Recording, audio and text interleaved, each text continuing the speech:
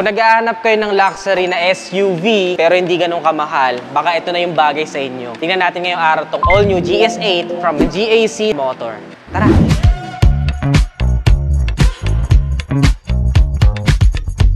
Isang beses na nagmamaneho ko, Nedises, may gumuhit sa tabi ko. Napalingon talaga ako, inaanap ko kung ano sasakyan yun. Malaki siya, tapos luxurious yung style niya. Pero nagulat ako, di pala ganun kamahal tong isang to. At ito na nga yung GS8 ng GAC Motors. Makikita nyo, front looks pa lang talagang intimidating na yung size niya at saka yung itsura niya. Pero lang tayo dito parang V-shaped na front grills, tapos parang metallic dito sa may chin niya. Yung GAC na logo dito, may camera din siya. Kasi may 360 yan mamaya na ipapakita ko sa inyo. Naka-projector lamps na rin tayo dito. Tapos tignan nyo yung kanyang turn signals. Oh. Kakaiba. Parang dalawang stripes na gano'n. Kaya, ang bilis ma-determine sa kalsada. Ngayon, pakita ko agad sa inyo yung mga modern features niya. Alright, netizens, unang bumungad sa akin pagpasok niya dito sa loob, itong kanyang napakalaking 14.6-inch na touchscreen display for our infotainment system na talaga namang ito yata yung pinakamalaki nakita ko. Pero hindi yan ang malupit dyan dahil ang daming nagagawa nito. Sampulan ko na agad kayo. Boses lang, wala na akong pipindutin. Bubukas yan. Hello GAC, open all windows. Open all windows. Ani, close all windows. Close all windows. Oh, di ba? Sumasara. At ito pa malupit dyan. May sunroof. Pwede mong buksan. Hello, GAC. Open sunshade. Open sunshade. Oh, di ba? Pwedeng yung pinaka sunshade lang ang buksan mo. Kung hindi ka naman sisilip sa taas or gusto mo lang makita yung langit. Ngayon, syempre, nabubuksan din yung pinaka sunroof niya. Hello, GAC. Open sunroof. Open sunroof. Diba? Ganun din sa pag-close. Okay, bukod pa dyan, punta lang tayo dito sa My Car at andito na lahat halos ng inyong pwedeng gawin. Driver cabin. Pwede mo na dito i-adjust yung inyong side mirrors. Pwede mo i-fold, unfold para mas makita mo. At saka, meron siyang ambient lights na nakapalibot sa buong sasakyan at pwede mong baguhin yung kulay. Parang lahat yata ng color palette dito sa ambient colors ay pwede mong baguhin. Depende sa tema or sa mood mo na gusto mong kulay that day. Pwede mo siyang timplahin dito mismo. At isa pa sa maganda dyan, sumasabay yan sa tunog kapag nagpapatugtog ka sa rhythm, sumasayaw din yung ilaw niya. O diba? Gano'ng kastig ang isang yon. Tapos, syempre, meron din siya ditong wireless charging. Ito nga pala ay meron ng Android Auto, pero wala pa siyang Apple CarPlay. Meron din pala dito sa ilalim, mo. May charging port pa. So, while charging, pwedeng may iba ka pang smartphone, pwede din dito. Yung pinaka third row, walang charging port eh. Pwede sila makicharge dito sa unahan nang hindi naaabala at napupuno itong part dito. Wala ka na masyadong makikita ng mga old specifications kagaya na conventional na park brake, button na lang for the park brake. Tapos, keyless entry na nga to at naka-remote na nga tayo. Hinahanap ko dito yung pindutan. Yung pala, naan dito yung kanyang start. Tapos, syempre, pag nag-park ka, naka-auto hold na yung ating handbrake. Isa pa sa maganda sa kanya, kung mapapansin niyo dito, sobrang linis. Meron siyang chiller dito. So, pwede kang maglagay ng mga cool drinks mo dito and beverages. Para dun sa 4x4 na variant, let's say, mag-stargazing ka dyan, may cold beer ka dun, buksan mo na lang yan, kunin mo yung beer mo. Diba? Sarap mag-chill. Etong isang to, sabi ko, ano ba to? Pag pinindot mo pala siya, cup holders din siya. Eh no? Kasya yung mga regular size cup, pero yung medyo malalaki na, of course, hindi na magkakasya dito. Meron na nga din pala siyang ventilated na seats. Ayan no? Kung makikita ninyo, pwede nyo siyang i-cool. May coolness pa yan dito. Pwedeng one. So kapag ka naibabad mo to sa araw, kasi di ba leather siya eh. Napakaganda ng mga leather seats niya dito. May mga stitches tayo dito. Tapos napaka-luxurious niyang tignan. Ang problema kasi sa mga leather seats, di ba kapag naiwanan mo sa arawan yung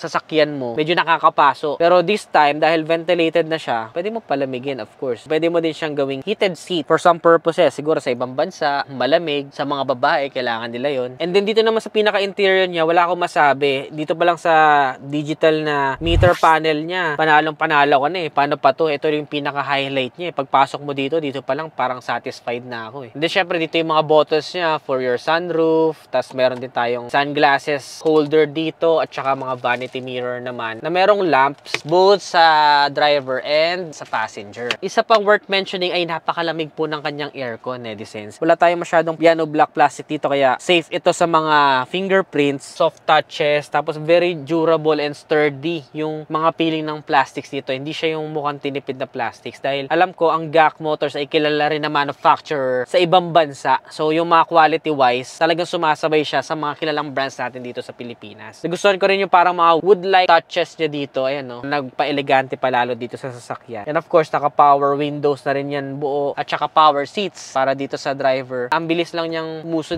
On the side profile, ladies, dito mo makikita yung size niya na talaga namang intimidating. Napaka-luxurious niya rin talagang tignan na sumasabay na sa mga ibang brands. Ano sa palagay niyo yung mga competitors niya sa ganitong category na luxury SUV? Pwede din ito pang adventure kasi may mga roof rails siya dito. Body color naman yung ating mga door handles. May repeaters tayo sa side mirror at saka may camera din tayo dahil may 360 nga ito. Kakaiba yung 360 niya, mamaya makikita ninyo kasi pwedeng maging invisible to para makita mo rin kung merong ibang mga bagay sa ilalim na hindi mo nakikita kapag nakasakay ka na dahil may sarili siyang navigation at satellite. Also, mapapansin natin yung kanyang silver and black na mga wheels. Tapos may badge lang tayo dito ng GAC na letter G and may chrome accents sa ilalim. Pati na rin dito sa ilalim ng kanyang mga pillars, meron din tayong silver. At saka may napapansin din akong spoiler. Tingnan natin dito sa second row. Dito naman sa passenger seat na sa napapansin ko sa kanya, meron ka ding sarili mong display para makontrol mo yung temperature ng aircon. At ang aircon niya, kung hahanapin mo dito, wala dyan dahil nandito sa gilid. Ayan o, pwede kong buksan to nasa gilid. Pwede mo ring i-off kung nilalamig ka na. Tapos meron pa tayong charging port na available, both fast charging and then sa mga magtatanong saan may lalagay yung phone mo while charging, may lalagyan din po yan dyan. Kasyang-kasya yung ating iPhone 14 Pro Max 1TB fully paid dito sa ilalim. Kasya pa dalawang phone kasi dalawa yung power outlet niya. Of course, meron din tayo ditong center armrest with cup holders at may lock pa para kung medyo bumpy inyong biyahe ay hindi matatapon yung inyong inumin. And then napansin ko rin yung mga speakers na dito, no? Ang ganda niya. Meron siyang honeycomb na design pero yung honeycomb niya parang may honeycomb pa sa loob. Parang nag-i-intersect yung dalawang honeycomb. Kaya nakabuo siya ng very unique na pattern. And of course, may ambient light din tayo para dito sa second row. At saka may ilaw din yung inyong pinaka-grab bar. Ayan, no? May reading light din na bumubukas kapag kabukas yung pintuan. Kagaya nito. Dahil sinabi ko nga na 7-seater siya, magugulat kayo sa offer neto para dun sa third row. Ganito lang kadaling pumunta sa third row. Pindutin mo lang to.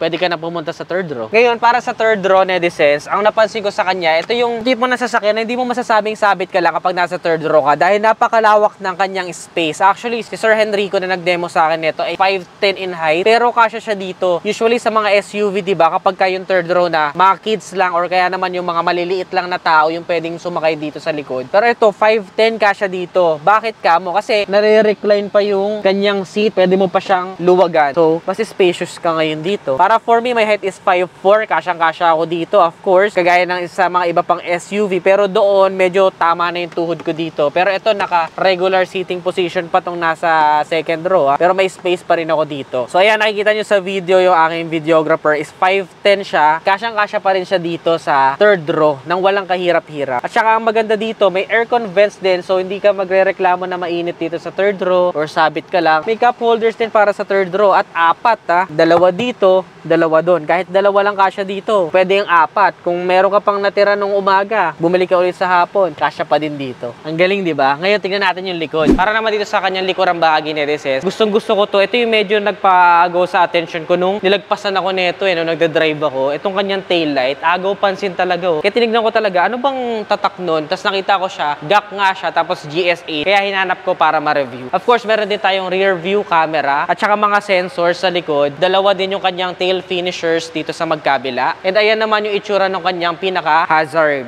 kapag ka naka-on. May visor din tayo dito at saka stop lamp sa itaas. Tapos, naka-power tailgate na rin po ang isang yan. Natuwa ako kasi pwede mo rin siyang buksan dun sa monitor sa unahan. Pwede mo lang angguluhan nga eh. So, ito, keyless lang. Hindi ko nabubuksan dito, dito na lang. Okay. Naka-power tailgate na siya. Dito naman sa kanya pinaka-rear storage, meron tayong mga assist lights dito. Just may charging port din tayo dito, no? Pero kailangan mo pa ng adapter kasi parang cigarette lighter lang siya. Then of course, naitutupi pa to. Yun. Ayan. Mas madami ka ng space, lalo na kapag tinupi mo pa yung nasa second row. Dito din ay meron kang mga tools. May spare tire din siya na available, of course. At para naman sa mahahabang biyahe na rin, syempre, lagi ako may dala na mini tools lang kasi madalas na bubugbog sa atin is yung gulong. Lagi akong baon na tire inflator dito, automatic na to, mabobombahan mo yung iyong gulong. Just in case naman na sobrang flat or nabutas, pwede rin po sa sasakyan. Itong ginagamit ko na Extreme 1 Tire Sealer and Inflator. Kung nabutas man yung gulong ninyo, ay pwede mo siyang mabombahan at matakpan yung butas gamit itong Tire Sealer and Inflator. Maliit lang to pero sobrang useful. Kaya lagi itong nandito sa sasakyan kapag bumabiyahe ako. Mas okay nang ready kaysa naman hindi. Ganun gaano ka spacious dito. Kung mag-camping kayo, pwede kayo matulog dito eh. Ah, sarap. Ito yung maganda sa tailgate niya, Netizens. Kung mapapansin ninyo, meron tayong controls dito. So, nako-customize siya kung gaano lang pinakabukas ng tailgate mo or pwedeng all the way. Syempre, ganun din sa pagsara. Ganun din sa mga window. Tapos, pwede mo din makita yung nasa paligid mo. Ayan, kitang-kita yan. Real time yan, ha. Tingnan mo, lalabas ako, ha. So, nandito ako sa gilid. Hi, guys. Real time yan. Naglalakad ako. Nandito ako sa unahan. Hi, guys. Pupunta ako dito sa gilid. Hello. Ayan, habang pupunta ako dito sa likod. Ayan, oh. Hello.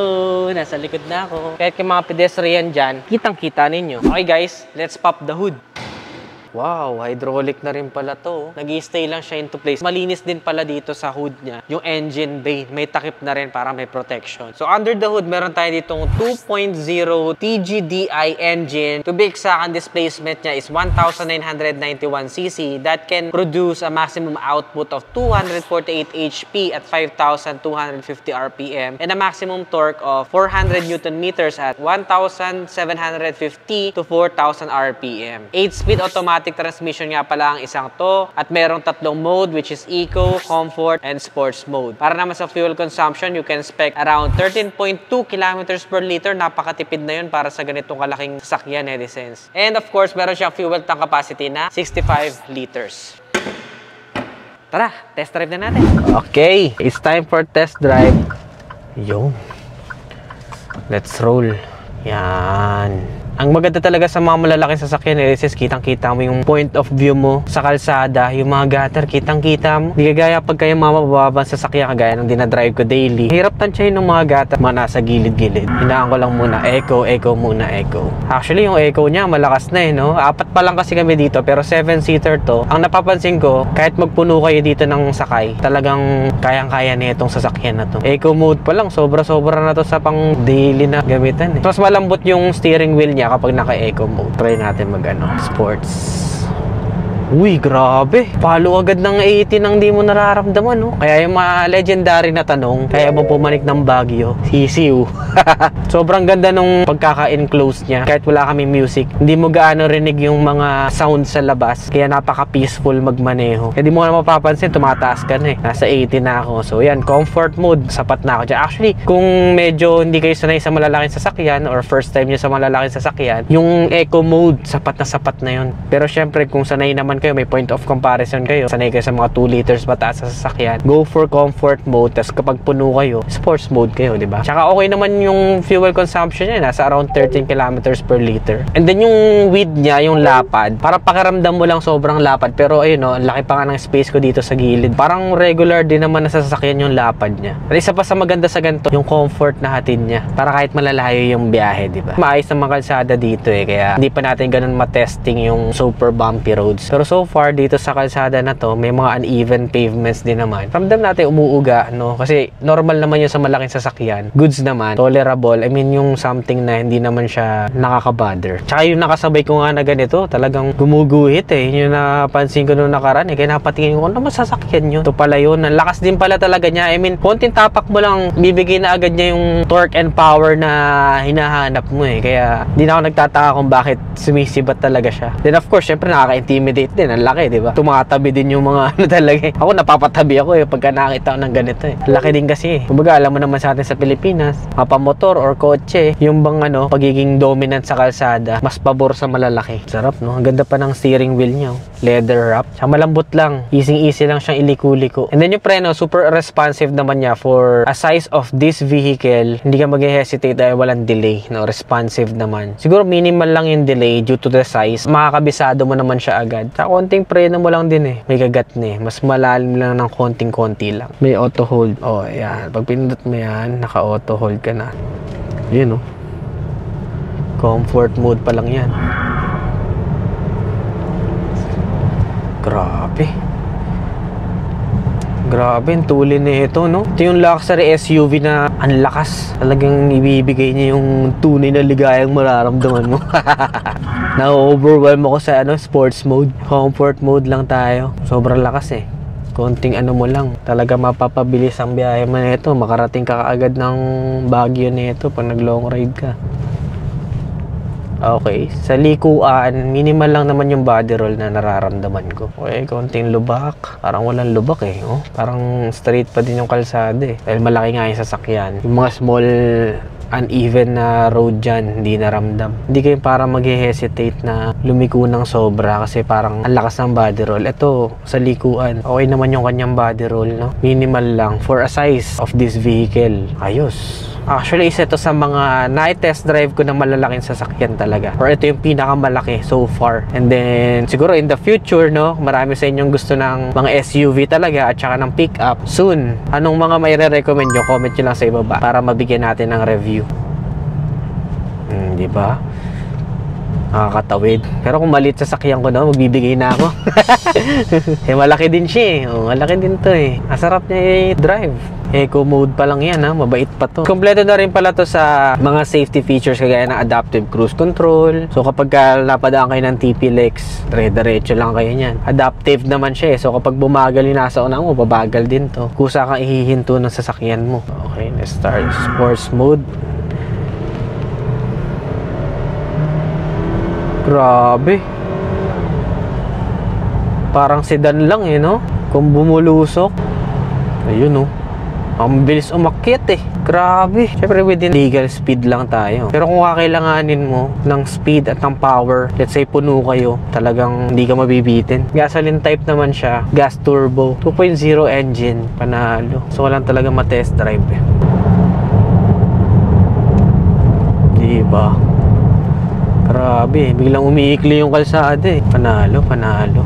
Ayan o, kita mo yung mga nasa paligid. Hindi ka talaga sasabit sa gutter. Ganda na ng field of view mo dito, hindi ka pa sasabit sa gutter. Ayan na nga netizens, ang GAC na GS8. At ngayon ito ay may presyong 2,398,000. And then meron po tayong promo up to 200,000 po. Siyempre sa mga gustong mag-avail na netizens, pwede nyo i-PM si Sir Henrico. And special thanks din kay Sir Tracy. Saan po ito matatagpuan kung gusto nila mag-visit? Matatagpuan dito sa Greenfield Auto Mall, Barangay Don Jose, Tagaytay Road, Santa Rosa, Laguna. Ayun. So yun netizens, ano pang mga ibang mga sasakyan ang gusto nyo i-review natin next time? Comment nyo lang sa ibaba. Kung nagustuhan nyo to, don't forget to give this video a thumbs up, subscribe. Again, this is Adriano. Always keep it cool and ride safe always.